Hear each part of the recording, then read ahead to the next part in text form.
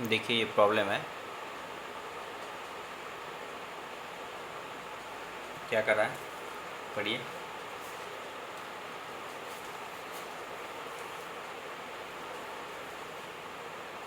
5 gram NaCl dissolve, that means NaCl यहाँ पे क्या है, solute in 1000 gram of water. Water का मतलब solvent.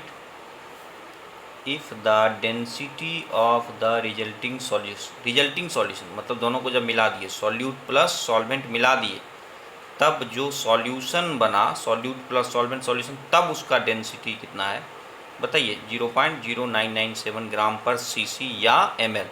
Calculate the molality, molarity, lity, normality and mole fraction.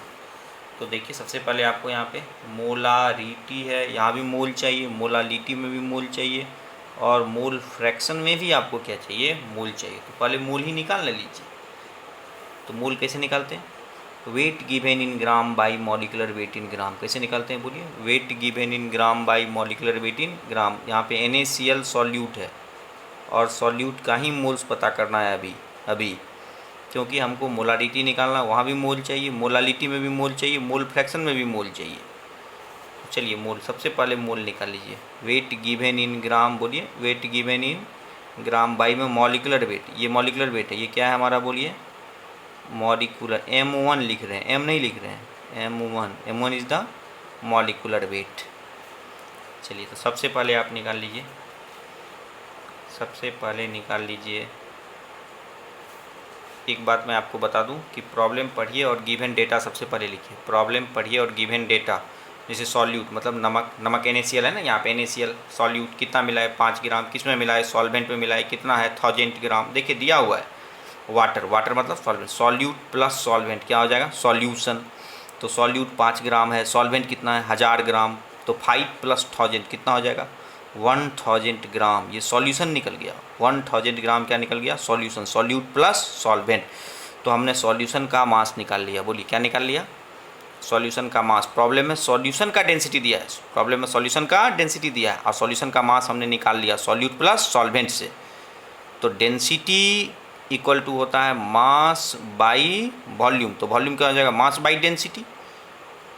तो मास कितना है सॉल्यूशन का, क्यों, क्योंकि सॉल्यूशन का डेंसिटी दिया है तो सॉल्यूशन का ना मास लेंगे। प्रॉब्लम एक बार फिर से पढ़ लीजिए।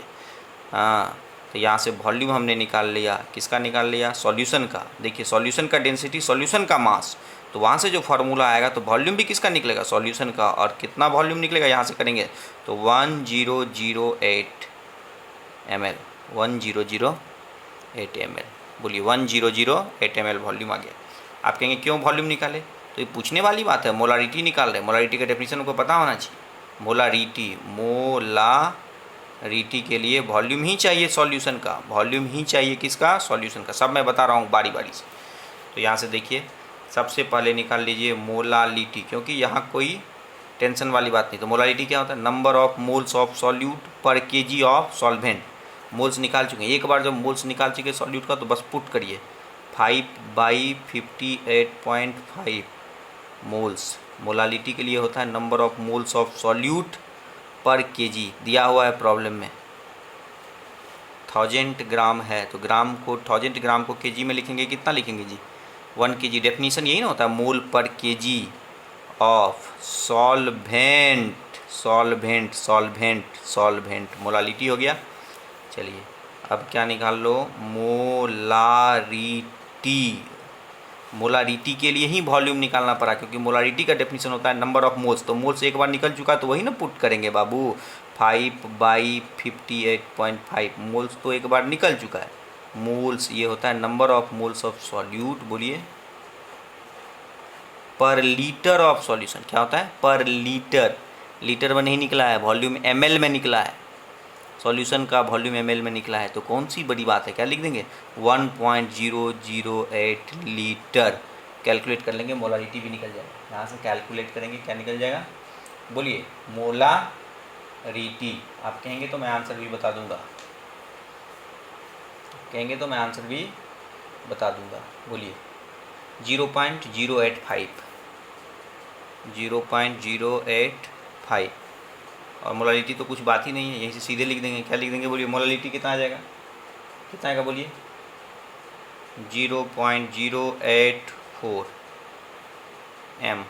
मोलालिटी को स्मॉल m लिखते हैं और मोलारिटी को कैपिटल M लिखते हैं, ठीक है ना। अब जो मोलारिटी होगा वही हमारा क्या होगा? नॉर्मालिटी, क्योंकि n फैक्टर 1 है। n फैक्टर क्या है? 1 है। n plus Cl minus. और अब बचा मोल फ्रैक्शन। क्या बचा? Mole fraction. किसका पूछ रहा है? सॉल्यूट का। क्या होता है? अपना मोल बाई टोटल मोल। अपना मोल बाई टोटल। सॉल्यूट का मोल कितना आया था? 5/58.5। अपना मोल बाई में टोटल क्या हो जाएगा? N1, मतलब 5/58.5 प्लस टोटल मोल। अपना बाई कितना पानी था? 1000 ग्राम था, तो हमको मोल में कन्वर्ट करेंगे तो वाटर का मॉलिक्यूलर वेट 18। यहाँ से इसका भी मोल फ्रैक्शन भी आ गया।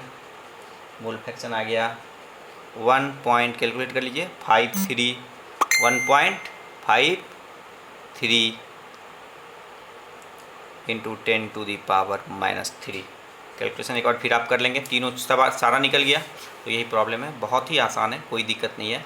5 ग्राम नमक मिलाए थे, 1000 ग्राम मतलब 1 kg वाटर में 5 ग्राम, 5 ग्राम हमने NaCl। क्या जी ज़्यादा नमकीन होगा कि कम? 5 ग्राम नमक मिला रहे हो 1 kg वाटर में, क्या होगा? कम या ज़्यादा? तो यही प्रॉब्लम है। कितना आसान है बताइए। तो यहाँ पे क्या किए हमने पहले सॉल्यूशन का मास निकाल लिया। कैसे? सॉल्यूट प्लस सॉल्वेंट से। तब सॉल्यूशन के मास को सॉल्यूशन के डेंसिटी में कन्वर्ट किए। सॉल्यूशन के मास को सॉल्यूशन के डेंसिटी में, सॉल्यूशन के मास के सॉल्यूशन के वॉल्यूम में कन्वर्ट किए। किसकी मदद से? डेंसिटी की मदद से। तो आप याद रखिएगा, मैं बार बार पहले भी बताया हूँ कि अगर मास को वॉल्यूम में कन्वर्ट करना हो और वॉल्यूम को मास में कन्वर्ट करना हो तो डेंसिटी की मदद से ये काम करते हैं। और यही बस थोड़ा सा इम्पोर्टेंस इसी का था, और कोई बात ही नहीं थी इस प्रॉब्लम में। आसान था, लेकिन कई बार पूछा गया। IIT में पूछा गया ये प्रॉब्लम, फिर मेडिकल में पूछा गया।